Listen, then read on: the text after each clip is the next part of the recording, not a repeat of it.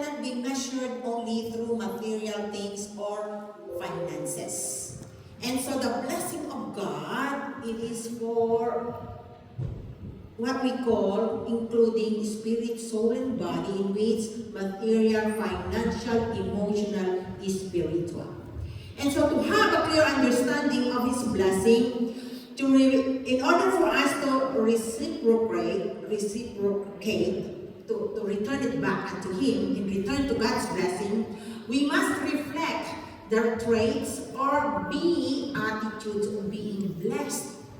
In doing so, Christ is glorified and His blessings will abide to us forevermore. And so in short description, my friends, God is the giver of blessing. God is the giver of blessing. We are the recipients in whom God called us blessed.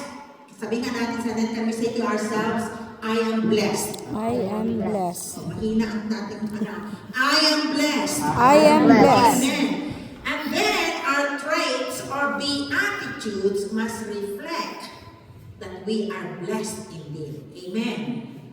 Kailangan nagre-reflect tayo doon sa sinabi ng Diyos na we are blessed. Why? Because God is pouring out His blessings tremendously upon us. So when you come into your thought, when it comes to your thought or your mind regarding blessing, always remember that people thought about money. And it's not bad to have lots of money or much money. The bad thing is the love of money is the root of all evil. We don't love money, we use money. Are you getting me? And so we use money in order for us to meet our needs. But that's not my topic regarding money, but it's all about the blessing of God in which, always remember, we are always called to be blessed, in which we are blessed beyond measure, and for that, we need to demonstrate that blessedness in which we have received from Him. So that's why we have to act these traits in which Jesus has taught His disciples, including us. So the Beatitudes Jesus has taught here, they are called code of ethics for the disciples and a standard for all believers. They contrast what is eternal and what is temporary. They contrast the superficial faith of the Pharisees during His time with the real faith Christ wants, and they show how the Old Testament expectations will be fulfilled in the New Kingdom. Kaya makita natin, that's why when you look at it, Jesus has come on earth to fulfill the law, not to abolish the law. Why? Because in the Old Testament, there are so many laws, but here Jesus came in order for us that in Him, we already has fulfilled the law through Christ Jesus. Why? Because apart from Christ, we cannot do nothing. Amen. We've always fall short of the glory of God. And so back to the word blessings. The blessings of God are not multiple choice, especially what we have read as our text mentions. We cannot pick what we want and leave the rest. In order for us to reflect the traits, they must be taken as a whole. The blessings are described that what we should be like as Christ's followers. We are called to be blessed in order to be a blessing. Are you hearing me? Amen. That's why our values, blessed to be a blessing. Blessed tayo ng Panginoon na in order for us to be a blessing to others. God called those who live out these traits blessed because God had something special in store for us. And so, these words of Jesus guide and help us the way we live each day, becoming Christ-like so that our blessedness stands out forever. So let me be clear and let's go to the verses that we have read. It says there, blessed are the poor in the spirit, for theirs is the kingdom of heaven. Matthew chapter 5 verse 3. What do you mean by this? To be poor in the spirit means we are not self-sufficient. We need God every day. We need the help of the Holy Spirit to live righteous life and inherit the kingdom. We need to commune with God so that our spirit will be nourished with the things that comes from Him, which eventually lead us and guide us to live in meeting God's standard. That's why the word of the Lord, always remember, must be read every day, every moment. Not just once a month, not just once when we come in the assembly of the believers of God. We need to read. And so, what's the lesson that we need to understand here? Spending time with the Lord will surely bring us to His presence. Every time we spend to God will never be taken from you. It is absolutely rewarded in heavens about why you are connecting, you are communing with God Himself. And so likewise, you are showing forth yourself to the Lord that indeed you are poor in the Spirit. You needed God, we needed God in our life. Are you hearing me, people of God? Amen. In verse 4, it says there, "Blessed are those who mourn, for they will be comforted." What does this mean? Christ here introduced the remarkable concept of mourning over the things that hurt or grieve God, as well as the joy of suffering with Christ. Always remember that at this point, Jesus is not removing to people mourning when our loved ones pass away. It's okay to grieve. It's okay to mourn our lost loved ones. It's okay to cry, even men, especially women. We love to cry. However, the word mourn here is that when you are being tested in your faith, always remember, we are also partaking the suffering in which Christ has endured on the cross. Remember that Jesus is not immune when you and I are hurting or mourning. Remember when Jesus went to Lazarus' home and he knew already that he passed away. And so on his way going to their house, Mary and Martha were crying. And even Martha said to the Lord Jesus, if you had come earlier, probably Lazarus did not pass away. But these things happen for the glory of God, Jesus said, paraphrasing that event. And so Jesus comforted Mary and Martha to the point even him crying. And so in the Bible, he said, this is the verse, the shortest verse in the Bible, John chapter 11, verse 35, Jesus wept to words. So, if we are mourning, Jesus also felt our sorrow. And so it says there, blessed are those who mourn, for they will be comforted. Mourning may last at night, mourning may come in the night, but joy comes in the morning. Always remember that. We are not forever mourning for the loss of our loved ones. There is always a rejoicing in the morning. Palakpakan natin ang Panginoon. Glory to God. Mourning includes troubles in this life, or for the gospel's sake, draws us closer to God, and His comforts overflows as we learn to rejoice with Him even in difficult times. Jesus then will wipe away, when that time comes, Jesus then will wipe away every tears in our eyes, where there will be no more pain, where there will be no more tears, where pain will be over and tear is dry. Wala na. Kahit pilitin pa natin umiyak sa mga panahon na hindi. We can no longer cry. Why? Because it will be overjoyed tayo sa presensya ng Panginoon. So I'm waiting for that time. So while we are here on earth, still we experience mourning or sorrow. But thanks be to God, because all the time He comforts us. His word always comforts us when we are in that kind of situation. Can I hear amen? Amen. Verse 5, Matthew chapter 5. Blessed are the meek, for they will inherit the earth. What do you mean by this? Meekness is a total dependence on God and a gentle, non-threatening demeanor towards others. Meekness requires great inner strength, both in faith and self-control. Meekness is the opposite of arrogance. So remember the parable of the tax collector. When Jesus was there, wherein he spoke about a parable to some who trusted in themselves that they were righteous and despised others. In the book of Luke chapter 18 verses 9 to 14, when there were two men who went up to the temple to pray, one of them was a Pharisee and the other was a tax collector.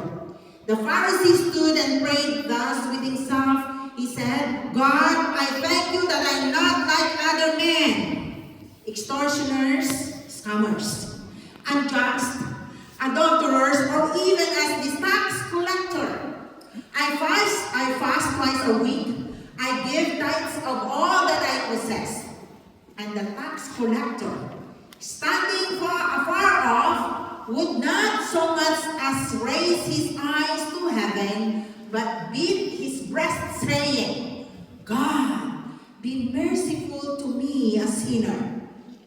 And Jesus said, I tell you, this man went down to his house justified rather than the other. For everyone who exalts himself will be humbled, and he who humbles himself will be exalted. That is really true. And so what's the lesson that we need to understand? That whosoever humbles himself as this little child is the greatest in the kingdom of heaven. On earth, pataasan yan. Sa kingdom ng Panginoon, pababaan tayo.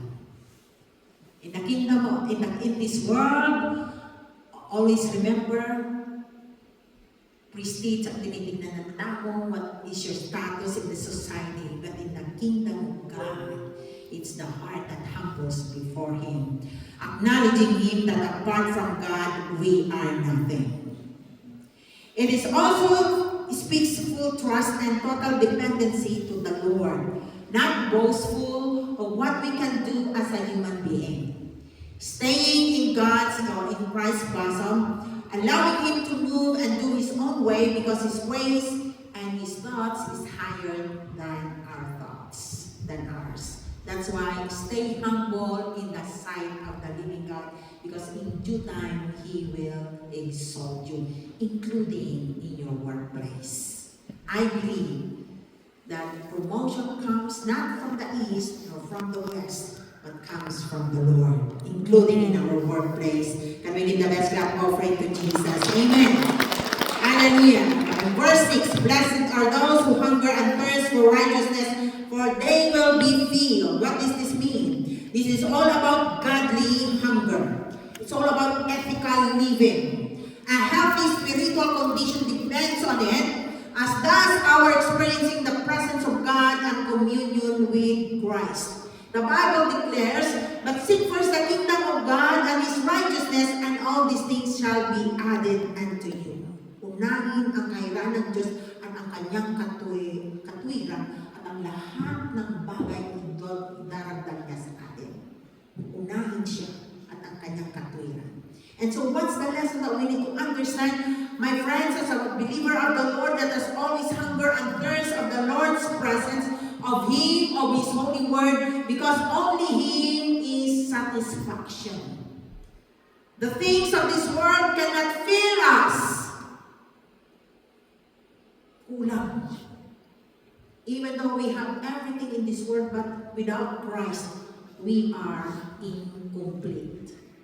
But with Christ, there is completeness and satisfaction. In verse 7, blessed are the merciful, for they will be shown mercy. The Bible declares that Jesus Himself, or God Himself's divine nature, is a merciful God. He is the great God.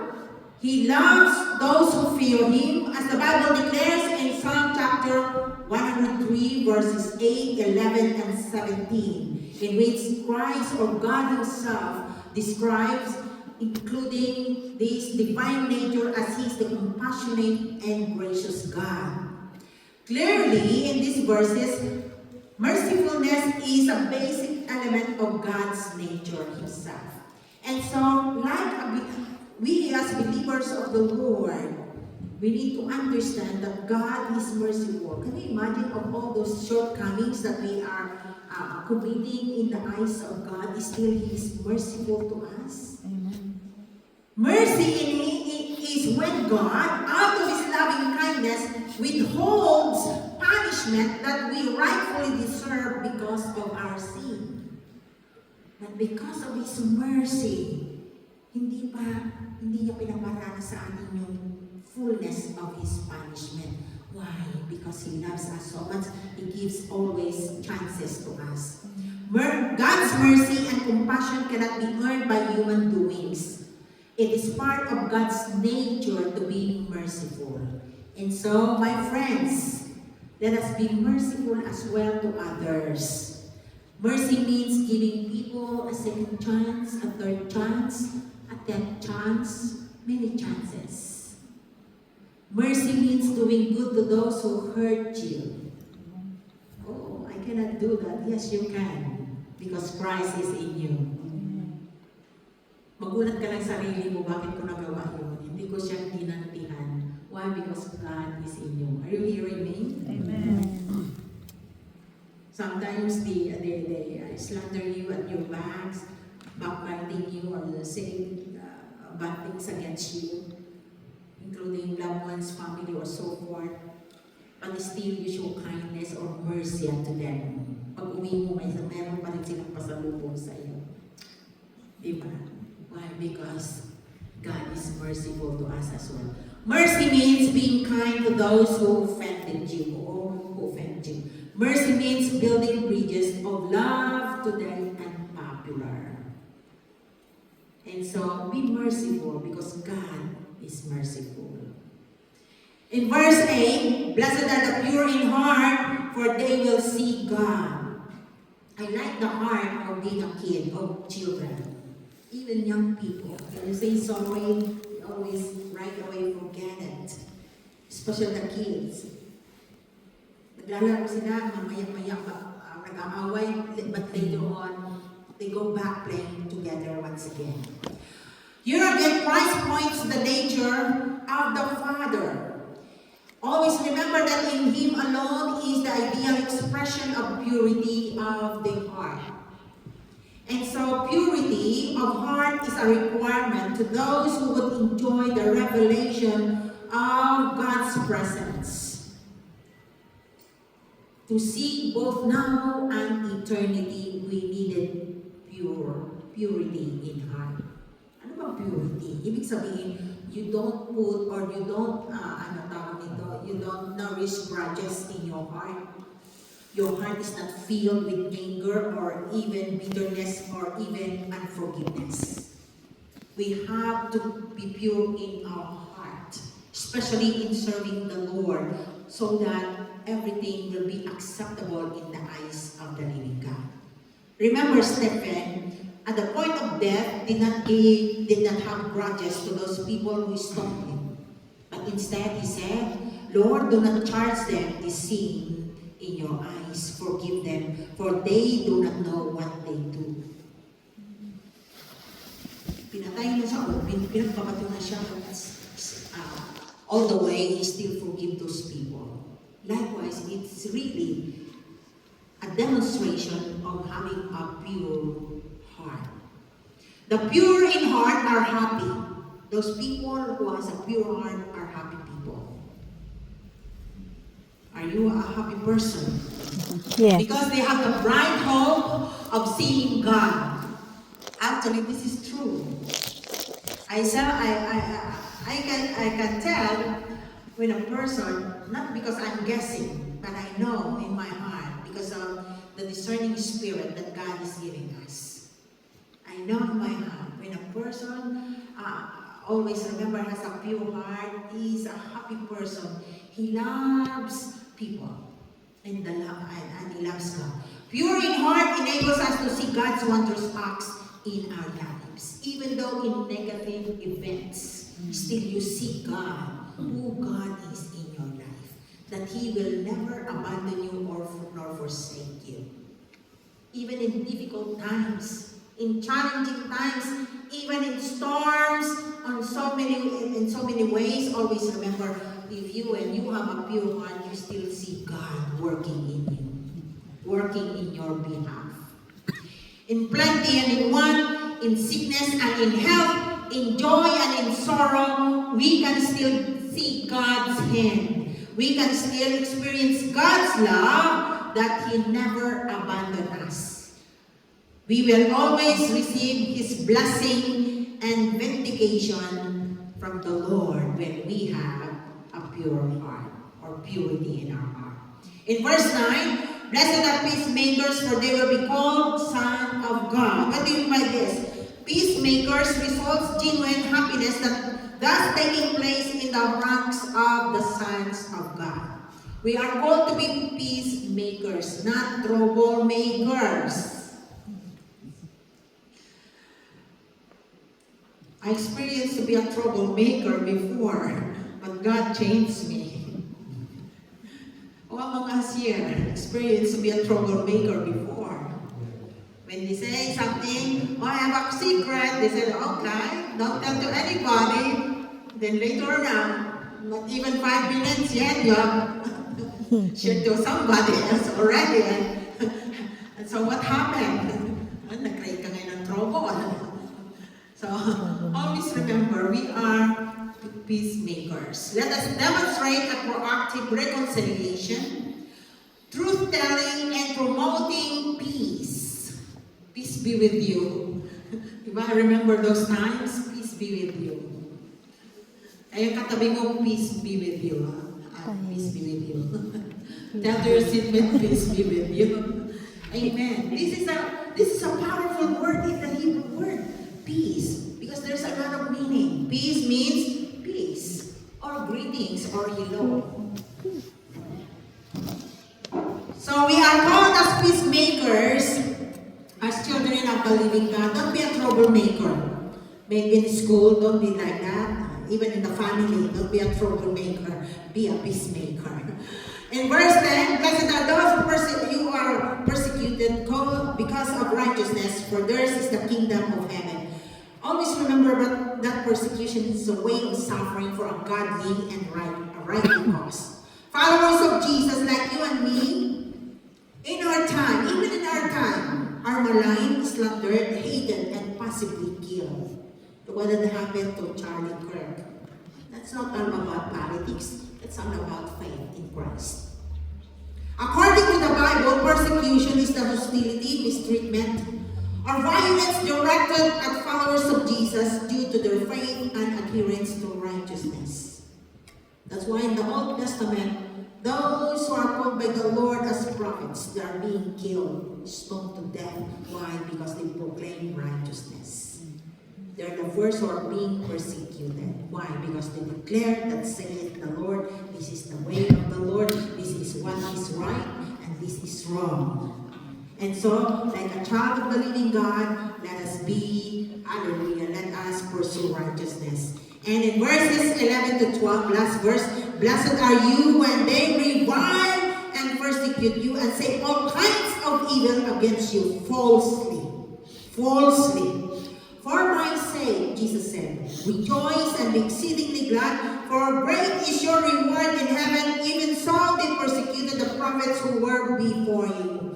Always remember, believers of the Lord, we can always rejoice that a day of accounting is coming. A day when we will stand before the Lord. Not because of what we have done, but because of who we are in Him. What do you mean by that? We receive Him. We receive Him as our Lord and personal Savior. He is our Redeemer. He is our healer. He is our provider. He is all in our lives. Always remember that in that day, He will bring to completion what He began in us. Philippians chapter 1:16. And we don't miss this part. Why? Because there will be a great reward that is set before you and me. And His reward will be individually. Hindi to husband and wife, This will not be a corporate reward. This will be an individual reward. How would you like it, people of God? Can we give the best luck offering to the Lord? And in conclusion, my friends, hallelujah, as believers of the Lord, the blessing of the Lord of God run over into our lives. Let us stay blessed forevermore, and let us demonstrate the traits He desires us to act and to be for His glory. Let's all arise in the presence of the